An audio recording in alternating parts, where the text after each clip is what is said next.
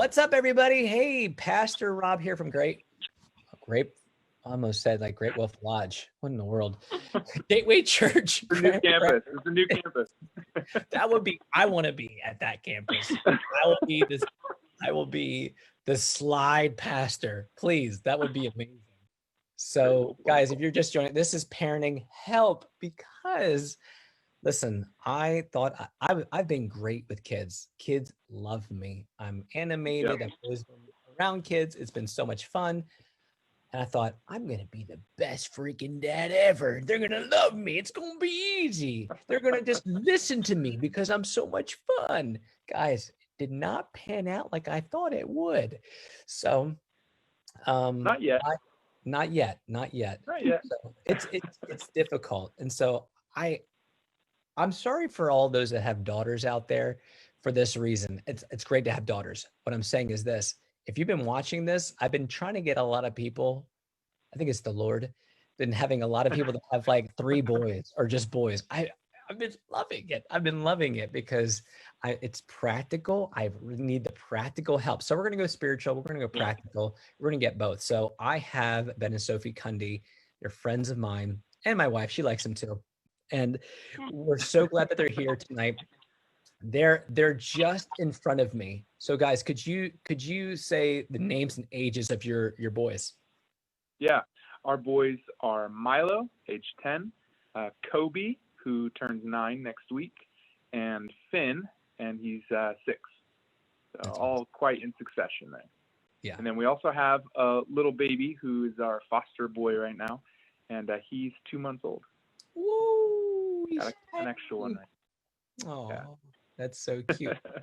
So is he sleeping right now, or are you trusting Milo to be holding this child? Oh yeah, 100%. No. He's down for the night. He's good. Yeah, he's good. Well, guys, thank you for being here. This is just basically like I introed it, just how to help parents that are really in the moment right now. That, y'all, we make them look pretty for those photos. I dread the days of like Christmas photos. I see your Christmas tree back at. Go ahead, show it. Come on, Van. I just go. Blah, blah. There you go. Yeah. So it looks great, but it's hell. Okay, can I just say that?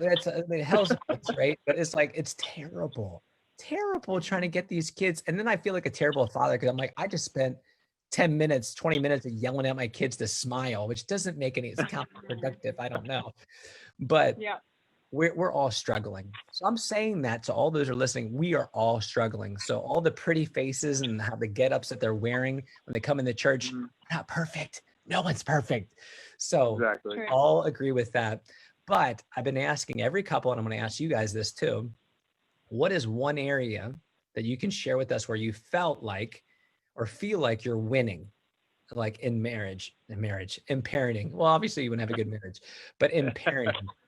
Like maybe it's something that you overcome that you weren't very good at, but you're like, you know what? We're not very strong in these other areas that we're working on, but I feel like we got this under the belt. What area would you say that would be for you guys?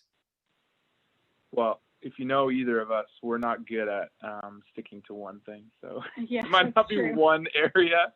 We might go all over. I'm going to let you start before I ramble. Okay. Let's just start with I think right from the beginning, we were very intentional about finding health in our marriage first, and then out of the health within our relationship and adding the Lord to that mix. Out of that, there would be healthy growth within our children. Yeah. So, and then connected to that, because we're so complex as humans, which we tend to be, we needed to recognize right from the get-go that even though they arrive in a very simple package, they're actually very complex human beings all by themselves, whether it's individuality, their emotional needs, physical, spiritual, and they could all be different according to what day it is.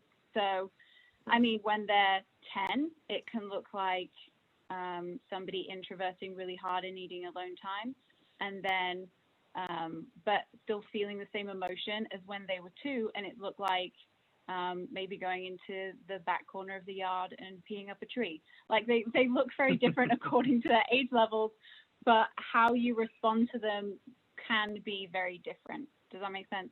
Are you So are you saying that it changes, like the same kid needs a different yes, thing to get older? yeah.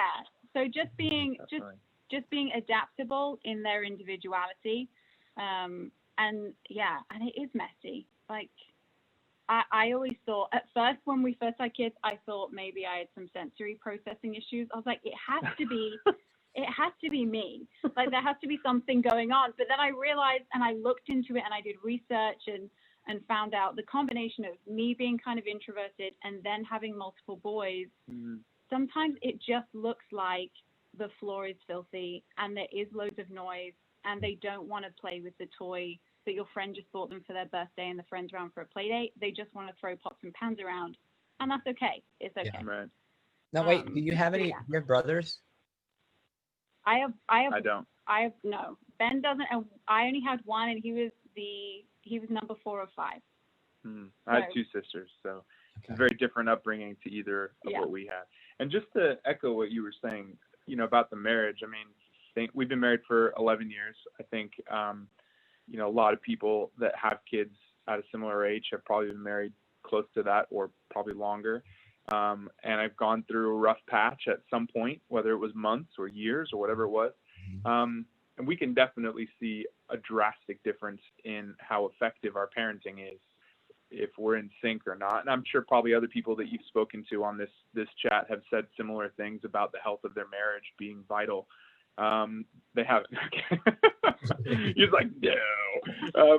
But it's like, it's super important. I mean, if we're trying to kind of keep any sort of unifying message to the kids, and we're not, on the same page, it is super hard. And then it creates more tension and more strife between us because they're like, well, mommy said this. Well, I didn't know she said that. Okay. Well, it kind of escalates from there. So, I think for us, like we started a couple of years ago, we had 6 kids at the time. We had 3 foster kids plus ours. One of those was a little girl, so I can give a tiny bit of 1 year, of experience having a daughter. But we just couldn't keep up. I mean, emotionally, spiritually, it was pretty hard the first couple months. And so we started doing this thing where we woke up super early and would have coffee on the couch every single morning, no matter how busy it was, what was going on. And How early? Together. How early? It was like 5 a.m.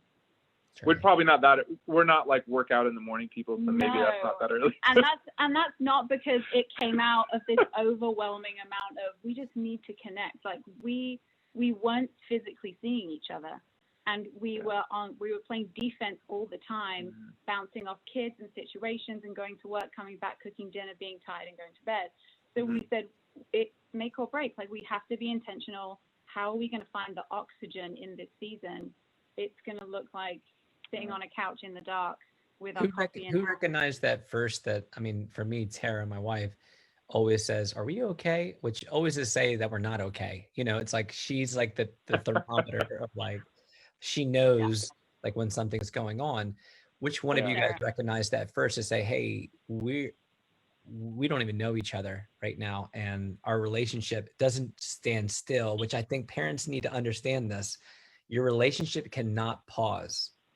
And then when they're grown, then you resume. That's not going to happen. It's always deteriorating. You're going back. You have to work on it. So vulnerability, like who's the one that figured that out first of like, hey, we're not healthy right now? I mean, I think it was definitely Sophie in that season. She's very good at self-reflection and analysis. And, we're not here to plug Enneagram, but it definitely has helped our marriage. We think it's a fantastic tool to understand ourselves and each other. That's been a really big thing for us to kind of get past the natural layer of what we see. And, I'm not big into like the stereotypical definition of husband and wife. I think everyone's different. I'm quite emotional person. I'm quite a complex person. And Sophie's very strong and wise person. She also has a lot of depth. So I think for us, like we had to figure out, in all of our strengths, there was still something missing. What's the thing that's missing, and how do we address that first before we try and parent together? We try and be very, as I said earlier, we're trying to be very intentional. We try and not parent out of fear, but out of the principles that we believe God is asking us to parent through. And a lot of that, having 3 boys, and they are super into football and, you know, drawing. I mean, they're into kind of boy stuff. We have trampoline, and they go nuts every day. But they're also very emotional kids. I mean, they're very competitive. I mean, you know them. There's always someone shedding a tear or two about something that's deeply impacted them, and you know, expressing their emotions one way or another.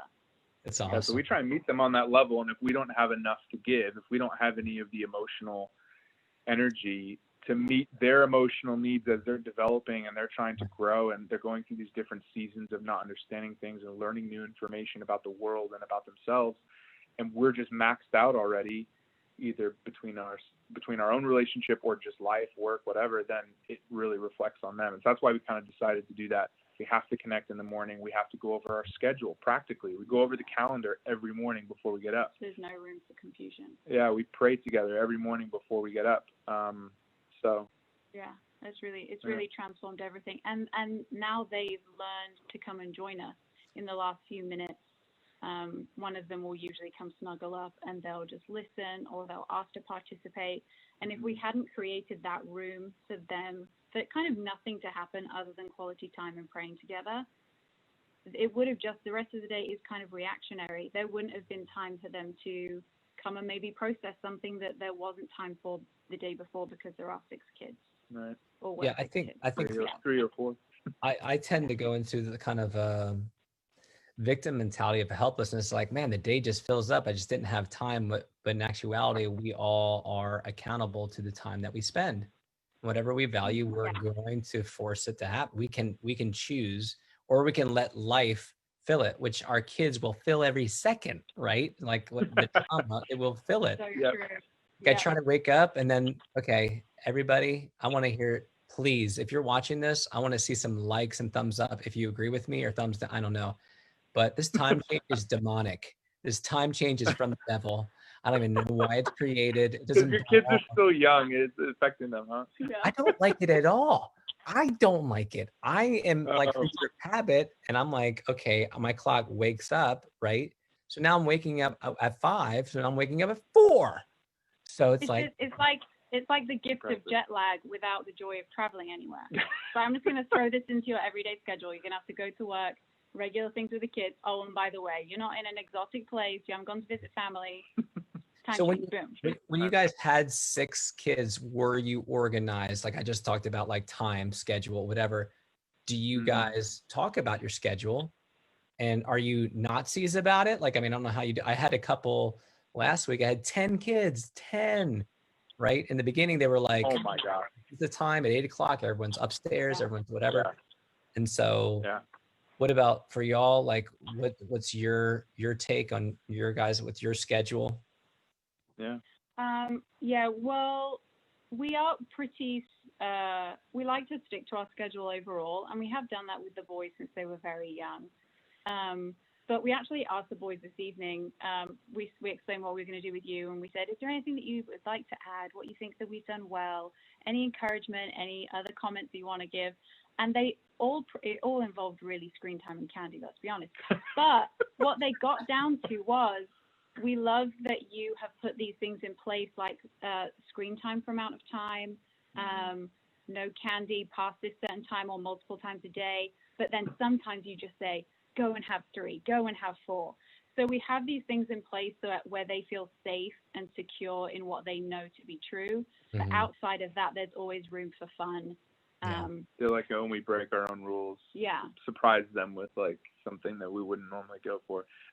In general, I think we're fairly structured parents. I think so. I think, you know, we have communicated clearly the boundaries that we expect our kids to fall into in terms of their behavior and the way that they carry themselves. And so I think, you know, that is the basis of what we do. And then kind of the work hard, play hard thing, like we're expecting them to do all that. We have daily chores, they have their homework, they have all these things. We also then try and do something that kind of counterbalances that amount of intensity and structure with fun and with enjoyment, just as a surprise. Try not to promise too much because things change, but as we do it, you know, day to day. What really helped when we had the 6 was with our older 3, we instilled the B's with them. So we said, you can come down for your breakfast, when you've done your other B's, and that is bed, blinds, which is open blinds, make your bed, bits, pick off the toys off the floor that you may have gotten out the night before, bathroom, which is brushing teeth, deodorant, you know, all that stuff, and then body, make sure you just get yourself dressed for the day. May not match, may not be the best thing that mom would have put out, but whatever, like just come down some kind of ready for the day. And they kind of owned it. They loved it. They got up earlier for it, and they seemed to thrive in it, which was a huge blessing for us at the time when we were so busy. Saves a lot of talking too. You just say, have you done your B's? And they know exactly what that is. Yeah. You don't have to go through the whole list. That doesn't just happen. It takes lots of over and over again. Let's review what the B's are. Because I think we get this advice, but then don't realize the amount of time it takes to instill that, so they really understand what's happening. Hey, let's switch gears for a second. Something that I want to talk about too is that you mentioned fostering, and you had some kids before, and you have a baby right now. What's it like parenting for parents that are currently fostering? Maybe this is a two-part question. What advice, what have you learned with parenting a foster child? Because this is hard, because I know this is a kind of radical statement, but this is Rob, not Pastor Rob, but Rob talking. I don't believe that the Lord fosters, he adopts. But I'm not saying you shouldn't do that, but I'm just saying when we feel accepted by God, he's not just holding us for a little bit. So fostering is just basically you're holding a child till the government kind of figures out what's going on. I mean, there's lots of different situations, but like, maybe explain a little bit what fostering is. Yeah. So it usually comes at a point where the local government has gotten involved, CPS, and they've said, we don't believe the child is in the best place right now. And they remove that child from the situation, usually a biological family, and they get immediately placed into a foster family. So that can be anywhere from an overnight stay to, in Texas, it's about a year and a half is about the max. It can, in other times it can be extended, but that's pretty typical. Wow. We kind of found ourselves in that place. We actually got a call one day. We had no plans to do it at the time. And a friend of a friend had called and said, hey, so I heard you guys are Christians and you go to a church. Would you consider looking after a baby if his mom needed you to? And we were like, hold on one second. Yeah, at first we were thinking Gateway's huge. There has to be a ministry. We were thinking we'll segue into whomever in Gateway would handle this. Right. And we really felt like God said, Pastor Rob, we really felt like God said, like, hey, you're walking, you're talking the talk. You need to walk the walk. Like, you're available. You're my hands and feet. Yeah. You were asked. Literal right? widows and orphans. Right. And so, like, that's exactly what you're saying. You're right that there's a spirit of adoption from the Lord. But, in this process, the majority of the time, they're looking for reconciliation with the parent first and foremost. We're not usually in the position where we're fostering a child whose parental rights have already been terminated and just refusing to adopt that child. Usually they find a home that's already ready to adopt at that point. Mm-hmm. This process is they're going through a season in life that's extremely challenging. They've usually come out of abuse or neglect or any sort of other challenging situation, and they just need a family to love them unconditionally. And that's the hardest part, I think, as we've done it. We've been doing it for 5 years now. The hardest part is knowing that, like, that child, those children need someone to love them as if they were their own. But to do that for us, it means, like, knowing that there will be heartache, right, eventually, because you have to put everything into it. You can't keep your distance and keep an emotional divide, or they're not getting what they need from you. And so, we didn't think, okay, we've made it as parents, we're perfect parents, now let's go take on other kids. So if anyone else is listening to this, you don't have to achieve any sort of pinnacle of parenting to get involved. It truly is just if your heart is open to help. And being election day, I'm not going to get political, but I believe in life, and as the Bible puts it, that all lives were created, formed in the womb, very specifically. That's biblical. That's not being political. It's biblical. I know. It's biblical, right? So being very pro-life. Wants them to live. Yeah, shout me down, Rob. You're right. Keep going. What No, the you're heck? right.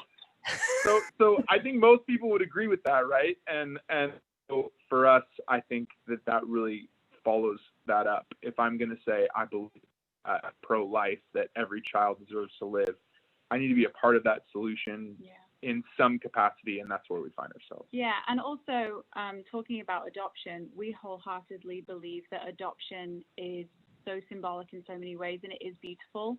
But our journey is kind of like a silent representation of that taking place. Like we're kind of more like just listening to the Holy Spirit and acting as He leads. Because when the kids come into care, they can get a lot of therapies. There's a lot of intervention depending on how much your case manager wants to give you and what the child is showing that they need as well. So you can help grow literally parts of their brain that were undeveloped before, and prepare them for their forever families as well. That they might not have been ready for right at the beginning of their journey. So yeah, we love it. As soon as we kind of caught the bug, as soon as we started, and yeah, we're going to keep going. And our kids love it too, kind of pulling it full circle with the parenting aspect. I mean, our boys have always been involved. We've asked them to participate. It's fantastic to avoid the youngest child syndrome. Because our youngest child actually gets to be an older sibling at various times, right? And so you kind of instill some of that responsibility, which is usually not the case in general terms. But I think for us, our kids love it. They believe that it's part of who they are too. It's kind of their calling. I mean, they already talk about when I'm a dad, I'm going to adopt a kid. Like they already talk about it like it's an understood part of their life. And we consult them. You know, when we had the 3 little ones, we had a chance. We were asked if we were willing to adopt, and at the time we sat all our boys down and said, is this what you think God's saying to us? Is this what our family is for?